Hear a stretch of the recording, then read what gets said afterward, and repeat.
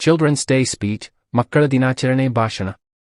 ವೇದಿಕೆಯ ಮೇಲಿರುವ ಮುಖ್ಯ ಗುರುಗಳೇ, ಶಿಕ್ಷಕರೇ, ಅತಿಥಿ ಗಣ್ಯರೇ ಹಾಗೂ ನನ್ನ ನೆಚ್ಚಿನ ಸ್ನೇಹಿತೆಯರೇ, ನಿಮಗೆಲ್ಲರಿಗೂ ಮಕ್ಕಳ ದಿನಾಚರಣೆಯ ಶುಭಾಶಯಗಳು. ನಾವಿಂದು ಮಕ್ಕಳ ದಿನಾಚರಣೆಯನ್ನು ಅತ್ಯಂತ ಸಂಭ್ರಮದಿಂದ ಆಚರಿಸುತ್ತಿದ್ದೇವೆ. ನಮ್ಮ ದೇಶದ ಮೊದಲ ಪ್ರಧಾನಿ ಪಂಡಿತ್ ಜವಾಹರ್ ಲಾಲ್ ನೆಹರು ಅವರ ಜನ್ಮದಿನವನ್ನು ಆಚರಿಸುತ್ತಿದ್ದೇವೆ ಎಂದು ಎಲ್ಲರಿಗೂ ತಿಳಿದಿದೆ. ಪಂಡಿತ್ ಜವಾಹರ್ ಲಾಲ್ ಒಬ್ಬ ಸ್ವಾತಂತ್ರ್ಯ ಹೋರಾಟಗಾರರು, ಭಾರತದ ಮೊದಲ ಪ್ರಧಾನಿ ಮತ್ತು ಭಾರತದ ಸ್ವಾತಂತ್ರ್ಯ ಮೊದಲು ಮತ್ತು ನಂತರ ರಾಜಕೀಯದಲ್ಲಿ ಕೇಂದ್ರ ವ್ಯಕ್ತಿಯಾಗಿದ್ದರು. ಮಹಾತ್ಮ ಗಾಂಧಿಯವರ ಮಾರ್ಗದರ್ಶನದಡಿಯಲ್ಲಿ ಭಾರತೀಯ ಸ್ವಾತಂತ್ರ್ಯ ಚಳವಳಿಯಲ್ಲಿ ಒಬ್ಬ ಶ್ರೇಷ್ಠ ನಾಯಕನಾಗಿ ಹೊರಹೊಮ್ಮಿದವರು. 1947ರಲ್ಲಿ ಭಾರತ ಸ್ವತಂತ್ರ ರಾಷ್ಟ್ರವಾಗಿ ಸ್ಥಾಪನೆಯಾದಂದಿನಿಂದ 1964ರಲ್ಲಿ ಅವರ ಮರಣದವರೆಗೂ ಭಾರತದ ಪ್ರಧಾನಮಂತ್ರಿಯಾಗಿ ಸೇವೆ ಸಲ್ಲಿಸಿದರು.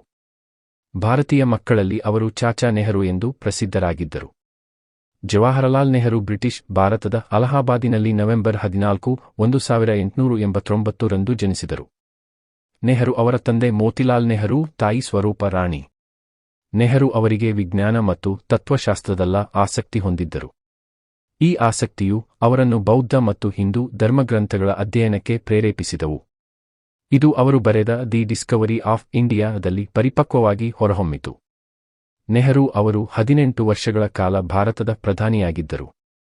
1947 ಆಗಸ್ಟ್ 14ರ ಮಧ್ಯರಾತ್ರಿ ಸಂಸತ್ತನ್ನುದ್ದೇಶಿಸಿ ಮಾಡಿದ ಎ ಟ್ರಿಸ್ಟ್ ವಿತ್ ಡೆಸ್ಟಿನಿ ಭಾಷಣ ಪ್ರಸಿದ್ಧವಾಗಿದೆ.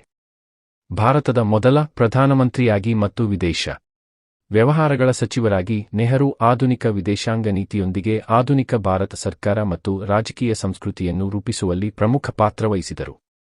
ಗ್ರಾಮೀಣ ಭಾರತದ ದೂರದ ಮೂಲೆಗಳಲ್ಲಿ ಮಕ್ಕಳನ್ನು ತಲುಪುವ ಸಾರ್ವತ್ರಿಕ ಪ್ರಾಥಮಿಕ ಶಿಕ್ಷಣವನ್ನು ಒದಗಿಸುವ ವ್ಯವಸ್ಥೆಯನ್ನು ರಚಿಸಿದ್ದಕ್ಕಾಗಿ ಅವರು ಪ್ರಶಂಸಿಸಲ್ಪಟ್ಟಿದ್ದಾರೆ. ಆಧುನಿಕ ಭಾರತದ ನಿರ್ಮಾಪಕ ಎಂದು ಗುರುತಿಸಲ್ಪಟ್ಟಿದ್ದಾರೆ. ನೆಹರು ಅವರ ಗ್ಲಿಂಪ್ಸಸ್ ಆಫ್ ವರ್ಲ್ಡ್ ಹಿಸ್ಟರಿ ಮತ್ತು ಅವರ ಆತ್ಮಚರಿತ್ರೆ toward freedom, letters from a father to his daughter ಮೊದಲಾದ ಅನೇಕ ಪುಸ್ತಕಗಳನ್ನು ಬರೆದಿದ್ದಾರೆ.